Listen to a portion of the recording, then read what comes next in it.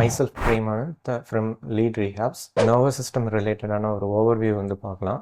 இந்த நோயை வந்து எப்படி வந்து ஃபைண்ட் அவுட் பண்ணலாம் அப்படின்னு சொல்லி கேட்டிங்கன்னா, ஸோ எம்ஆர்ஐ இருக்குது. ஸோ மேக்னெட்டிக் ரெசனன்ஸ் இமேஜிங் சொல்லுவாங்க.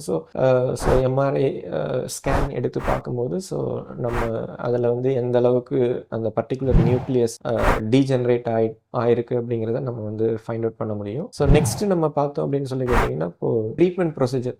ஸோ இப்போ இந்த ட்ரீட்மெண்ட் ப்ரொசீஜர் அப்படின்னு சொல்கிறத விட ஸோ மேனேஜ்மெண்ட் அப்படிங்கிறது தான் நம்ம சொல்ல முடியும். ஏன் அப்படின்னா இந்த பர்டிகுலர் நர்வ் டிசீஸ் வந்து ஒரு ப்ரொக்ரெசிவ் டிஸார்டர். அப்போ ப்ரொக்ரெசிவ் டிஸார்டர் அப்படிங்கும்போது ஸோ ஒரு ரீஹபிலிட்டேஷன் டீம் வந்து தேவைப்படுது. ஸோ அந்த ரீஹபிலிட்டேஷன் டீம் வந்து அந்த பர்டிகுலர் பார்க்கின்சன்ஸ் பேஷண்ட்டுக்கு ஏற்படக்கூடிய இந்த வேரியஸ் ப்ராப்ளம்ஸை வந்து ஓவராலாக வந்து அட்ரஸ் பண்ண முடியும். ஸோ இப்போ பார்த்தீங்க அப்படின்னு கேட்டிங்கன்னா, நமக்கு நியூரோ சர்ஜன் அந்த டீமில் வந்து பார்த்தீங்கன்னா நியூரோ சர்ஜன் இருப்பாங்க, இல்லை நியூராலஜிஸ்ட் இருக்கலாம். நியூராலஜிஸ்ட்டோ நியூரோ சர்ஜனோ இல்லை அப்படின்னா ஃபிசியாட்ரிஸ்ட் இருப்பாங்க. ஸோ அவங்க வந்து ஹெட் பண்ணலாம். ஸோ அதுக்கப்புறம் ஃபிசியோதெரபிஸ்ட் வந்து இன்க்ளூட் ஆகிட்டு இருப்பாங்க. ஸோ ஆக்குபேஷனல் தெரபிஸ்ட் வந்து இன்க்ளூட் ஆகிட்டு இருப்பாங்க. ஸோ ஸ்பீச் தெரபிஸ்ட் வந்து இன்க்ளூட் ஆகிட்டு இருப்பாங்க.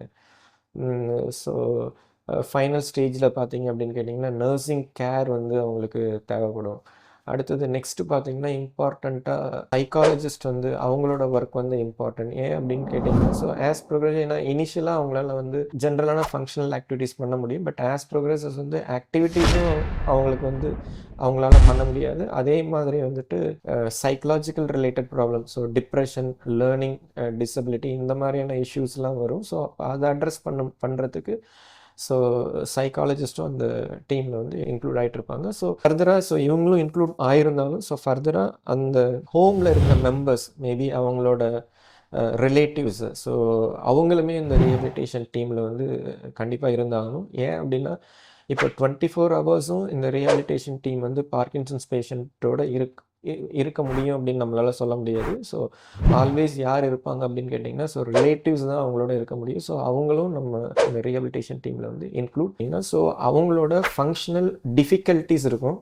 அந்த ஃபங்க்ஷனல் டிஃபிகல்ட்டிஸை என்ன பண்ணணும் அப்படின்னு சொல்லி கேட்டிங்கன்னா, ஸோ கண்டறியணும் ஃபஸ்ட்டு. ஸோ அதை வந்து நம்ம வந்து ஃபைண்ட் அவுட் பண்ணணும். ஸோ ஃபைண்ட் அவுட் பண்ணிவிட்டு ஸோ அதுக்கான ட்ரீட்மெண்ட்டை வந்து நம்ம அவங்களுக்கு கொடுக்கலாம். அடுத்தது பார்த்தீங்க அப்படின்னு கேட்டிங்கன்னா, எஸ்பெஷலி வந்து போஸ்டரல் அவேர்னஸ் அப்படின்னு வந்து சொல்லுவாங்க.